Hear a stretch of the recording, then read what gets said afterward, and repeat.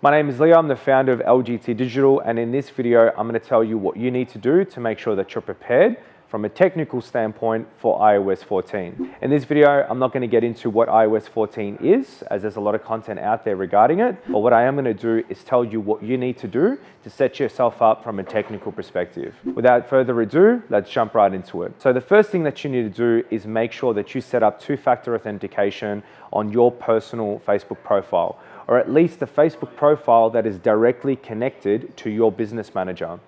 The business manager that then in turn owns the ad account.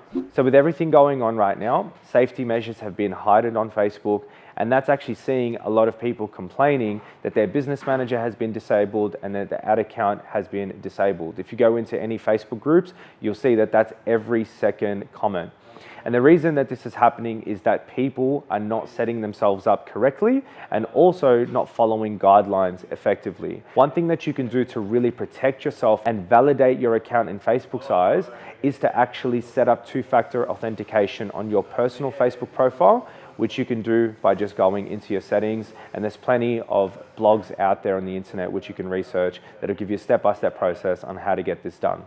Let's move on to point number 2. So point number 2 is to verify your domain on Facebook. What you need to make sure is if you're working with an agency, they need to verify your domain from your personal profile and not theirs. So it's either that you do this yourself, and we've actually done a video on how to do this if you check some of the previous posts on our Instagram. It's either you do it yourself, or if you're going to get your agency to do it for you, you provide them with temporary access to your Facebook profile. Or the last option is you just set up a meeting where you share your screen and they can walk you through how to do it, or they can just gain remote access to your screen and do it on your behalf.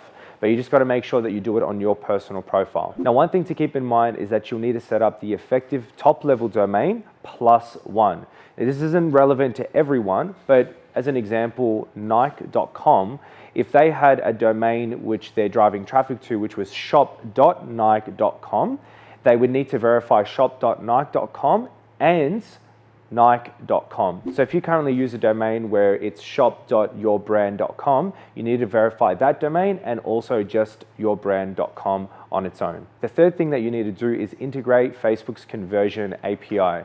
If you're on Shopify, it's literally one app and it's very, very easy to do.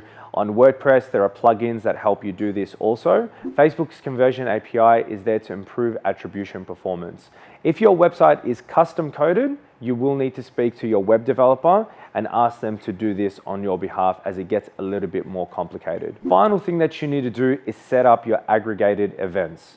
With the iOS 14 update, we are now limited to 8 conversion events through Facebook's backend. What you need to do is have a think about what the most important conversion events are for your brand. So is it purchases? Is it add to cart? Is it checkout initiated? And then set them up in order of what is most important to you to least important to you. You don't always have to have 8, but may as well use all 8 if you can. Just have a genuine think about what is most important to you. The best way to do this is to really just think about it from your business perspective. If you've got a high ticket item where the purchases are less but you get a lot of add to carts, then that's probably going to be very valuable information for you. So you might actually put add to carts as your top priority conversion event. But if you've got a lower ticket item where you're getting a lot of purchases, then you may want to focus on optimizing for people who are actually purchasing from you. So you put purchases as your #1 conversion event. Once you've set that up, your ads will pause for 3 days, and then they will restart once again. So just keep that in mind. I hope that all makes sense. Now, I know it's getting a little bit more complicated as Facebook introduces new things. The world of Facebook marketing is changing quite rapidly, so we can understand your anxiety with this. Make sure you speak to your agency or to your freelancer that's managing your ads to do all of this, or make sure you do it yourself. If you're stuck or you have any questions, feel free to comment them below, and someone from the team will be sure to help you out. Take care.